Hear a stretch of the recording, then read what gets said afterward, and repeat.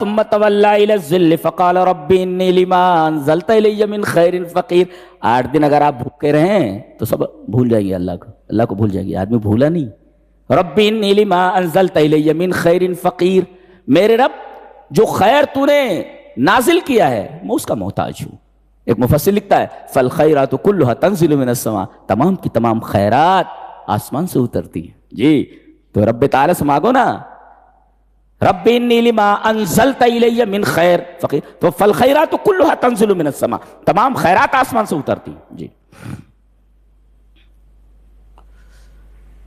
وہ جو دونوں لڑکیاں تھیں اس کے بعد آئیں, ان میں سے ایک آئی تمشی علی استحیاء, اس کے پورے کردار کو اجاگر کرنے کے لیے صرف ایک صفت بتائی گئی کہ اس کے اندر حیا تھی. جی اللہ, اس کا مطلب عورتوں کا سب سے بڑا گہنا, عورتوں کا سب سے بڑا زیور حیا ہے. اگر یہ حیا زندگی سے نکل جائے تو پھر عورت نہیں رہتی. جی تمشی علی استحیاء, بڑی حیا تھا. کہا کہ ابا بلا رہے ہیں, ابی ادوک, میرا ابا آپ کو بلا رہے ہیں. بہرحال پہنچے وہاں, انہوں نے یہ کہا کہ بھئی میری 2 بیٹیاں ہیں, ان میں سے ایک کی شادی میں کر دینا چاہتا ہوں. اس کا مطلب ہے کہ باپ جو ہے خود لڑکے سے بات کر سکتا ہے کہ میں چاہتا ہوں اپنی لڑکی دے دوں وغیرہ وغیرہ سارے مسائل ہیں. جی اللہ اکبر. پھر آگے اللہ تبارک و تعالیٰ نے ارشاد فرمایا ان الذی فرض علیک القرآن لرادک الی معاد, میرے حبیب تیرے رب نے تیرے اوپر قرآن کو فرض کر دیا ہے. جی تو اگر تم قرآن کے اوپر عمل کرتے رہو تو ہم تم کو لوٹا دیں گے مکہ کی طرف. اس سورہ کریمہ کی ایک عجیب و غریب خصوصیت اور بھی ہے, اس میں ایک لفظ آیا ہے سرمدن. اللہ فرماتا ہے بھلا بتاؤ اگر اللہ تمہارے اوپر رات کو ہمیشہ کر دے, جعل اللہ علیکم اللیل سرمدن, سرمد یہ لفظ صرف اسی سورہ میں آیا ہے پورے قرآن میں اور کہیں نہیں آیا ہے. سرمدن means everlasting, forever, forever, ہمیشہ کے لیے, ایور لاسٹنگ. اگر رات کو ایور لاسٹنگ کر دے, ہمیشہ رات ہی رات ہو وغیرہ, تو یہ سرمد کا لفظ قرآن حکیم میں صرف ایک بار آیا اور اسی سورہ کے اندر آیا. جی اس کے بعد اللہ تبارک تعالیٰ نے ایک بڑی پیاری بات کہی, وَلَا تَنْسَ نَصِيبَكَ مِنَ الدُّنْيَا, دنیا میں رہ رہے ہو نا تو دنیا کو مکمل مت چھوڑو. حضرت ابن عباس نے اس کی تفسیر کرتے ہوئے فرمایا فَجَعَلْ الدُّنْيَا لِآخِرَتِكَ, دنیا کو اپنے آخرت کے لیے استعمال کر. کسی مفسر نے لکھا بہت اچھا, الدنیا ممر والآخرت مقر فخذوا من ممرکم الی مقرکم. دنیا ممر ہے, گزرگاہ ہے, اور آخرت مقر ہے, منزل وہ ہے. دنیا گزرگاہ ہے اور آخرت منزل ہے, تو اس گزرگاہ سے اپنی منزل کے لیے توشہ لے لو. یہ دنیا جو تمہیں دی گئی ہے مکمل چھوڑنے کے لیے نہیں, بلکہ دنیا کو توشہ بنانے کے لیے کہا گیا ہے آخرت کے لیے. یہ اصل نہیں ہے, منزل, راستہ اصل ہوتا ہے کیا, منزل اصل ہوتی ہے.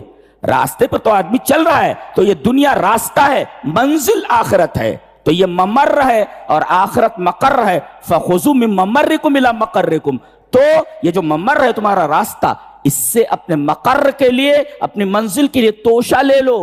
یہ توشہ لینے کے لیے وَلَا تَنْسَ نَصِيبَكَ مِنَ الدُّنْيَا. جی فَجَعَلِ الدُّنْيَا لِلْآخِرَةِ, دنیا کو آخرت کے لیے بناؤ. بڑی پیاری بات کہی گئی. اللہ اکبر.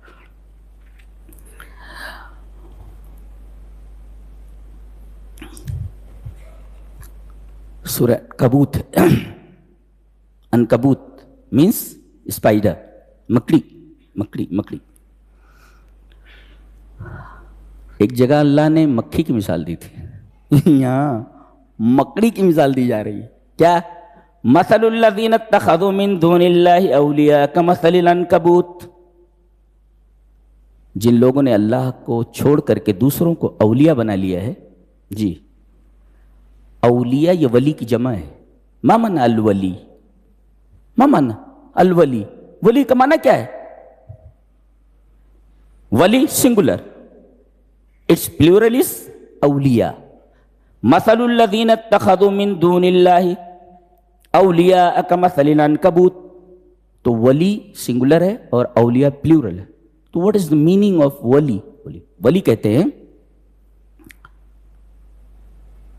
اجعل الاول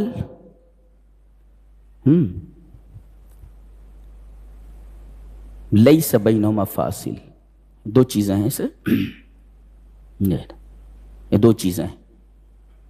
تو یہ جو ثانی ہے اس کو اول کر لو، یہ جی بیچ میں کوئی فصل نہ ہو، ایسے بیچ میں فصل نہ ہو کوئی ایسے ولی.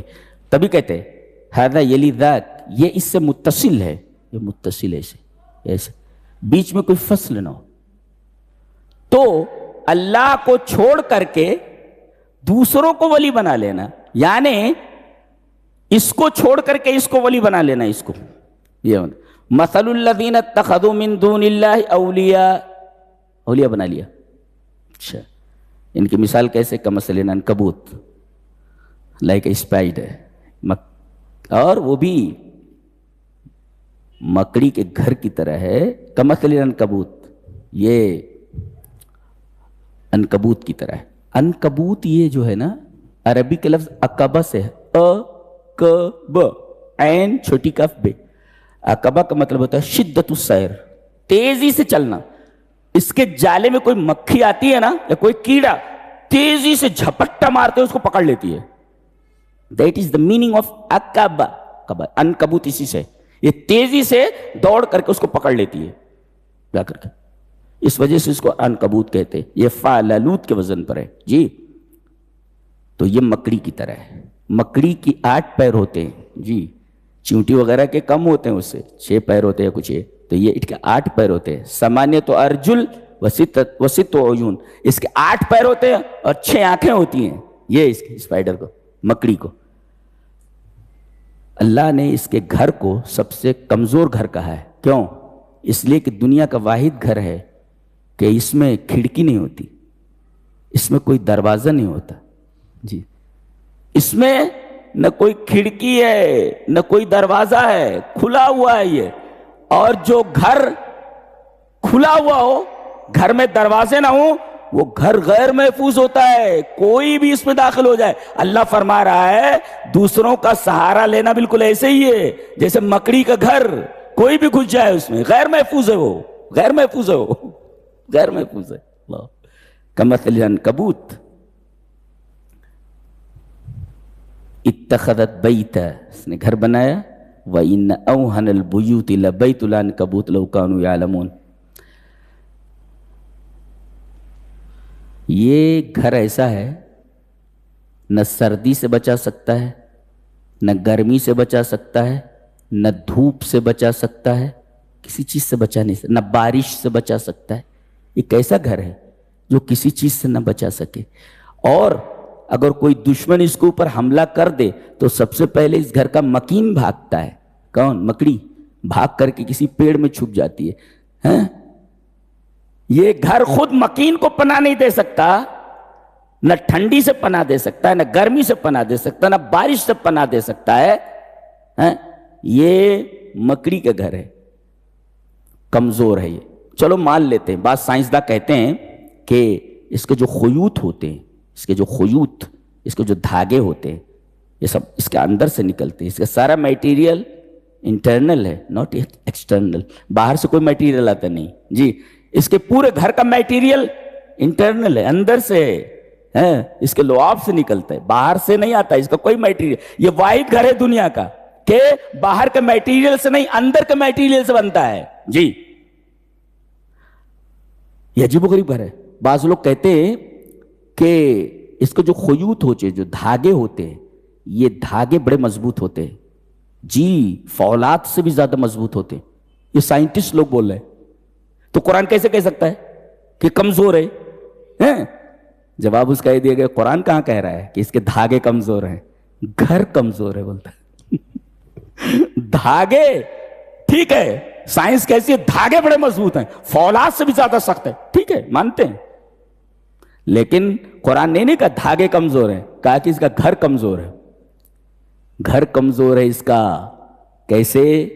گھر اس وجہ سے بھی کمزور ہے کہ گھر میں 2 چیزیں ہوتی ہیں، ایک مادہ ہوتا ہے، میٹیریل ہوتا ہے، میٹیریل، اور ایک ہوتا ہے معنویت جی، معنویت.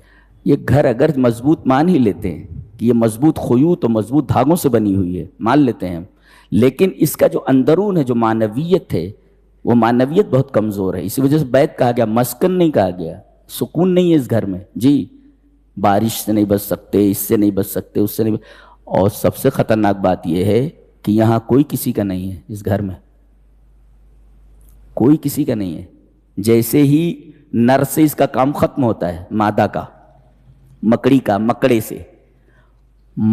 سے مکڑی کا کام ختم ہوا، جوتے مار کر باہر نکال دیتی ہے. رہنا نہیں ہے نکمے، اگر رہنا دکھنا نہیں تم جی.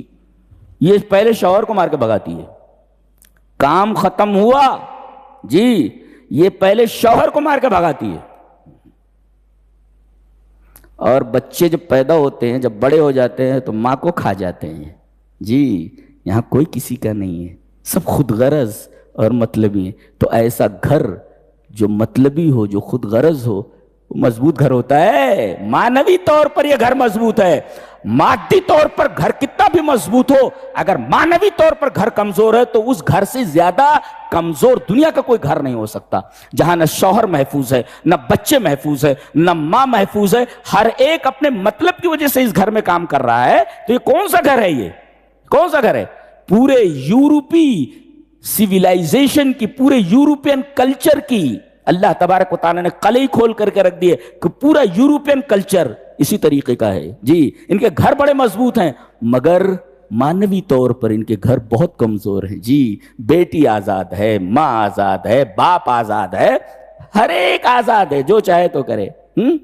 باپ بوڑھا ہوا اس کو اولڈ ایج ہوم میں ڈال دیتے، ماں بوڑھی ہوئی اس کو اولڈ ایج ہوم میں ڈال. کوئی کسی کا نہیں ہے. پورے یورپین سیویلائزیشن اور پورے یورپین کلچر کی قلعے کھول کر کے رکھ دی گئی ہے اس آیت کریمہ میں. مثل الذین اتخذوا من دون اللہ اولیاء کمثل العنکبوت. قربان جاؤ یار قرآن حکیم کے، سبحان اللہ وبحمدہ سبحان اللہ العظیم. اور کون سے لوگ یہ باتیں سمجھتے ہیں؟ فرمایا جن کے پاس علم ہوتا ہے وہ سمجھتے ہیں. وما یعقلها الا العالمون. یہ مثالیں وہ سمجھتے ہیں اچھی طریقے سے جن کے پاس علم ہوتا ہے. بولے تو اللہ اکبر. یہ رہا 20ویں پارے کا خلاصہ. اللہ ہمیں نیک عمل اور اچھی سمجھ کی توفیق عطا فرمائے.